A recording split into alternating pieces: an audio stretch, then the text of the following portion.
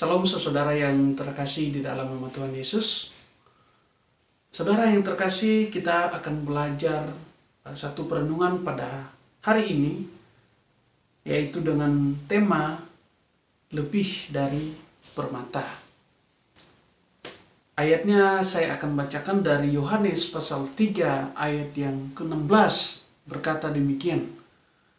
Karena begitu besar kasih Allah akan dunia ini, sehingga ia telah mengaruniakan anaknya yang tunggal, supaya setiap orang yang percaya kepadanya tidak binasa, melainkan beroleh hidup yang kekal. Oke, saudara yang terkasih dalam nama Tuhan Yesus,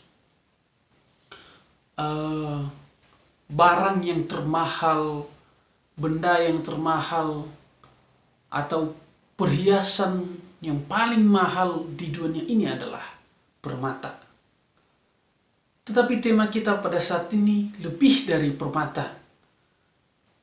Saudara yang terkasih, apa sih kalau kita pikir-pikir melalui perenungan kita pada hari ini, apa sih yang lebih dari permata itu? Justru harusnya kalau secara manusia, yang lebih dari permata itu nggak ada selain itu. Emas, perak itu tidak ada nilainya dengan permata. Tetapi kali ini kita akan belajar ada satu nilai yang lebih dari permata. Saudara yang terkasih, sesuatu benda yang paling mahal itu sangat benar-benar dijaga, dan bahkan benar-benar dikasih suatu pengaman supaya barang itu tidak gampang hilang, tidak gampang tercecer. Ya. Ada satu permata yang paling mahal sedunia, yaitu disebut dengan permata merah. Permata merah ini adalah permata yang terkenal, permata yang termahal sedunia. Saudara tahu harganya berapa? 1 karat itu harganya berapa? Harganya sekarang ini, saudara, berlian merah ini yaitu 14 miliar 394 juta 300 rupiah. Jadi lebih dari 14 miliar. 14 miliar 394 juta 300 rupiah. Saudara, itu hanya per karat. Apalagi kalau berpuluh-puluh karat, itu akan nilainya sangat luar biasa. Tapi saudara, kita akan belajar pada saat ini apa sesuatu yang lebih dari permata itu, yang saat ini saya katakan bahwa saudara itu lebih dari permata. Ada satu ilustrasi, saudara, yang pernah saya bacakan di dalam sebuah artikel, yaitu seorang istri yang sedang mengalami duka, yaitu suaminya sedang dirawat di rumah sakit. Pada saat itu, saudara yang terkasih, seorang istri ini berharap bahwa suaminya itu akan sembuh, akan mengalami pemulihan. Karena dia percaya, saudara, dia itu memberikan sebuah perawatan yang begitu maksimal. Ya, apapun biaya yang diperlukan di rumah sakit itu dia bayar. Karena kenapa, saudara? Dia punya banyak segalanya. Dia punya duit, dia punya segalanya. Jadi apapun itu bisa dia bayar. Dia bisa bayar, saudara. Apapun yang diminta dari rumah sakit itu, perawatannya bagaimanapun, berapa miliar, berapa puluh juta, itu dibayar sama dia. Dia nggak perlu mikir biayanya berapa. Yang penting pada saat itu perempuan itu berfokus bahwa suaminya akan sembuh. Tetapi saudara, pada hari-hari selanjutnya dia menerima satu kabar dari rumah sakit, yaitu suaminya sudah tidak berdaya lagi, sudah tidak bernafas lagi. Lalu saudara, dia datang ke rumah sakit. Dia datang ke rumah sakit dan membawa 1 koper uang pada saat itu. Pada saat itu ketika dia melihat suaminya sudah tidak berdaya lagi, matanya sudah tertutup, dia membuka pintu, dia melihat suaminya. Dia langsung termenung. Dia langsung diam. Sejenak dia diam beberapa menit. Akhirnya di ruang tunggu rumah sakit itu, dia melemparkan uangnya itu yang sudah dibawanya di dalam 1 koper itu. Dia melemparkan, dia berkata di situ, saudara, tidak ada lagi gunanya uang ini bagi saya. Tidak ada lagi nilainya uang ini bagi saya.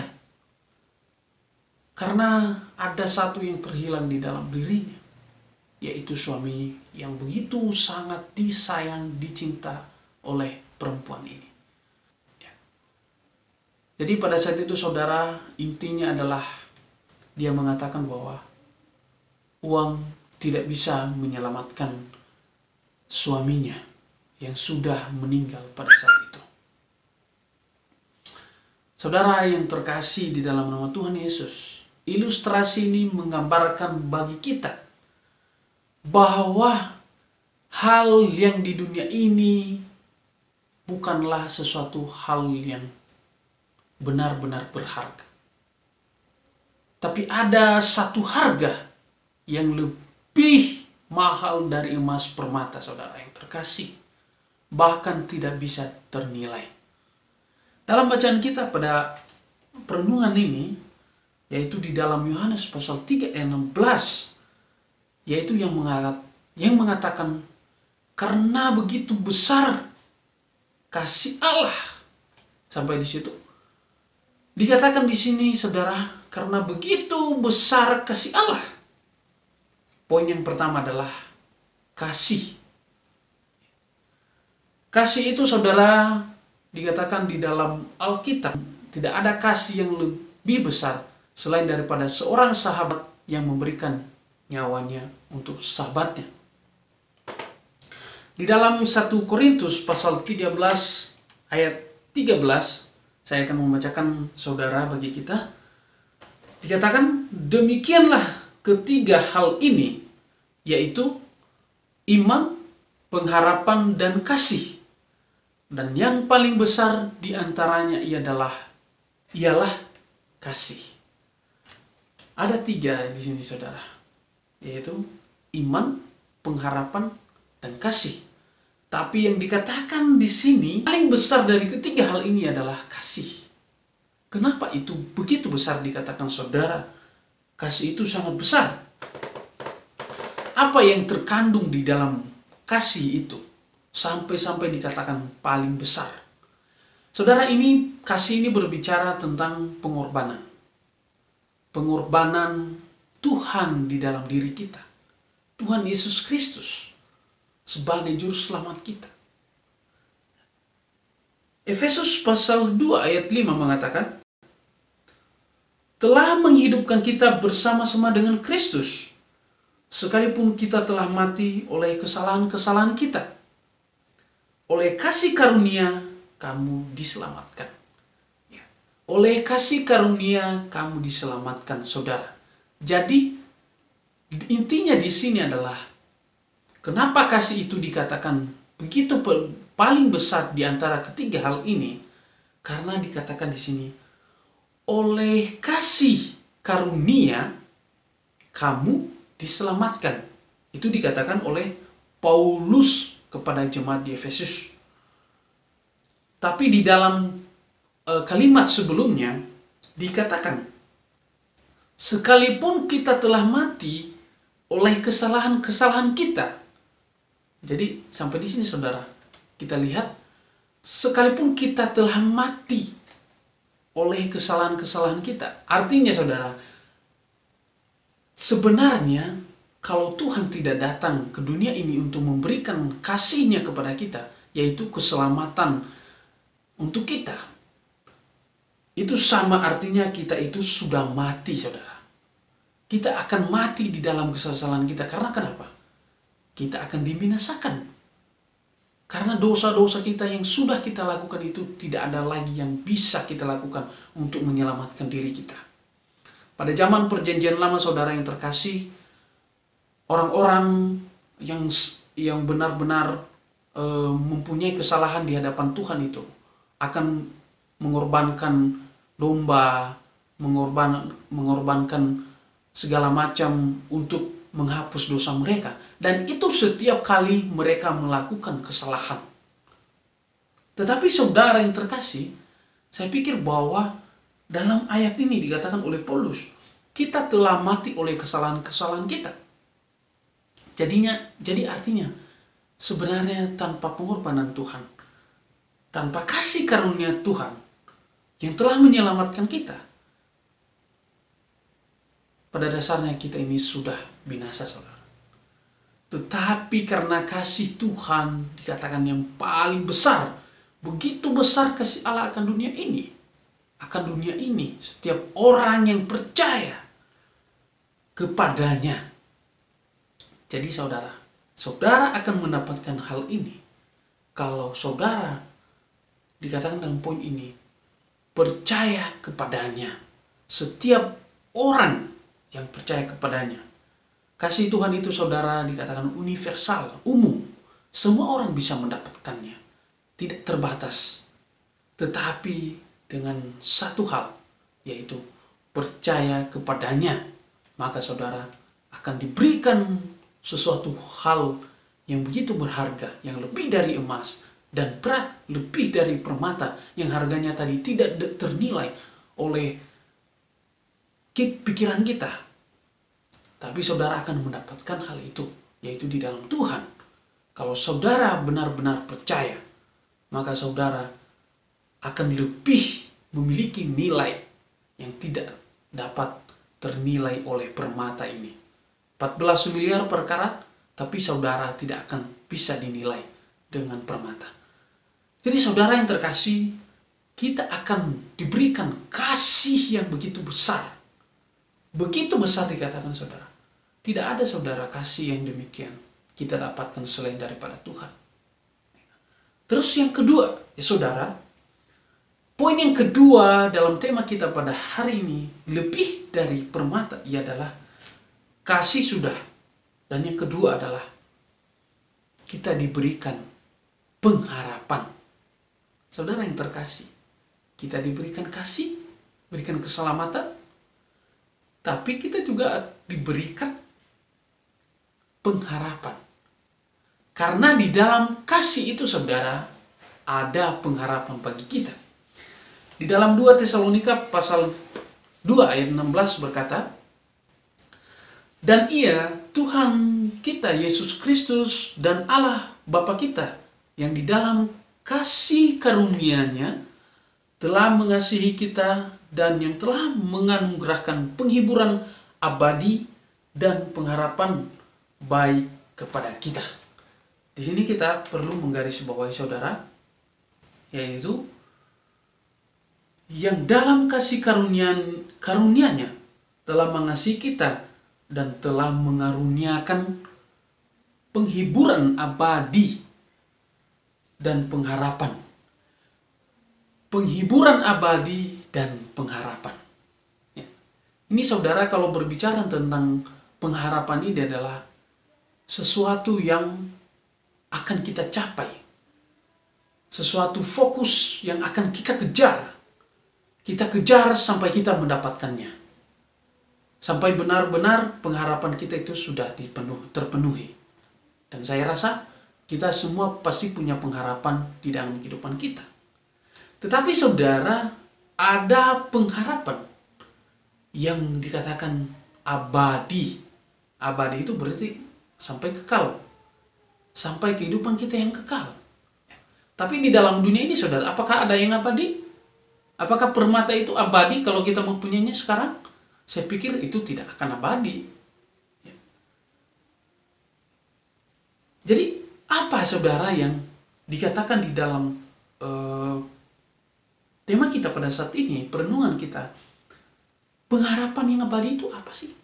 Ya, kita akan melihat, saudara, dalam Kolose pasal 1 ayat 5 yang mengatakan, Oleh karena pengharapan yang disediakan bagi kamu di sorga.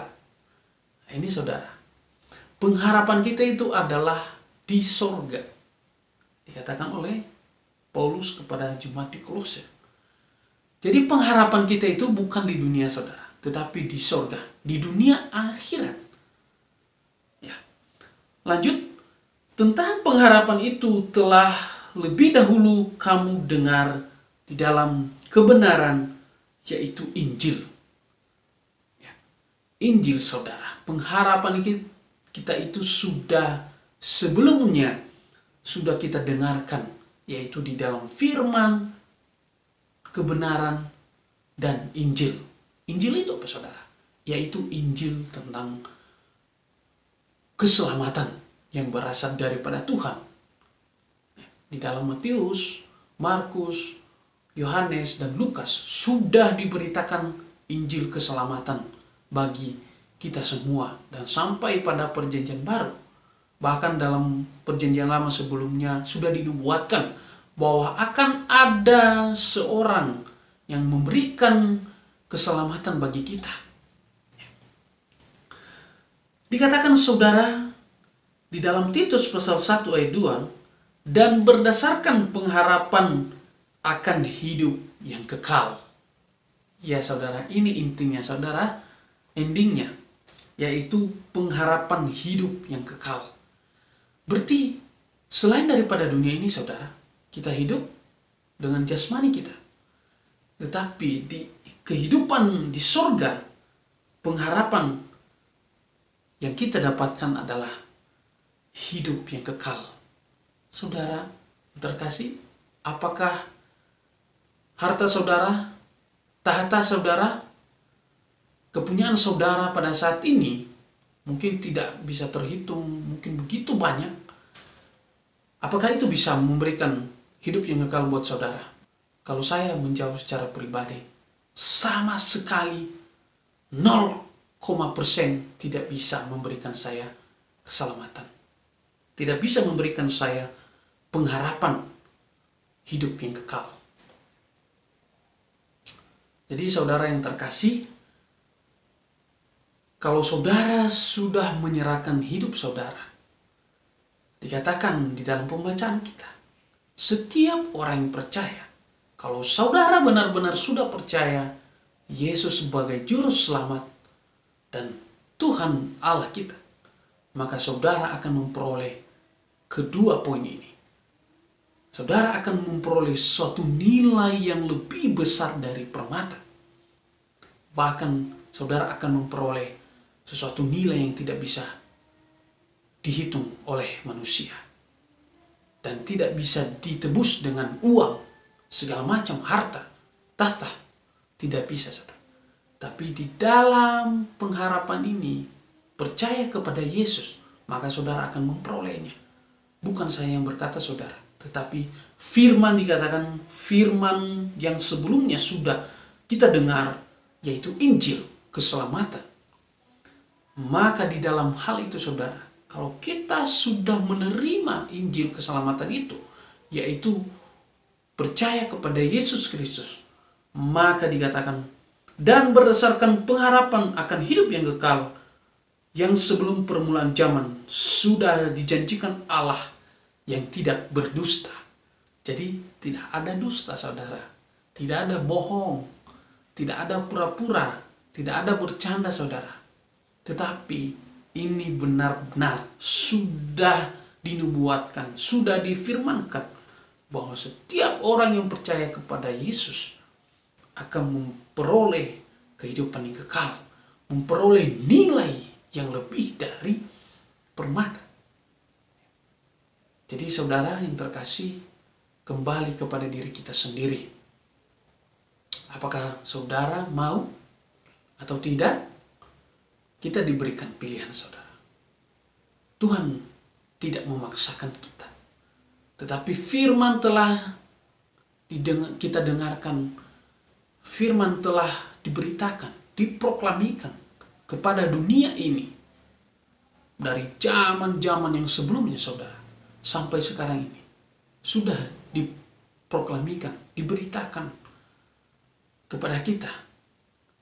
Dan apakah saat ini saudara menerima Injil itu, kabar keselamatan itu, kabar kesukaan itu?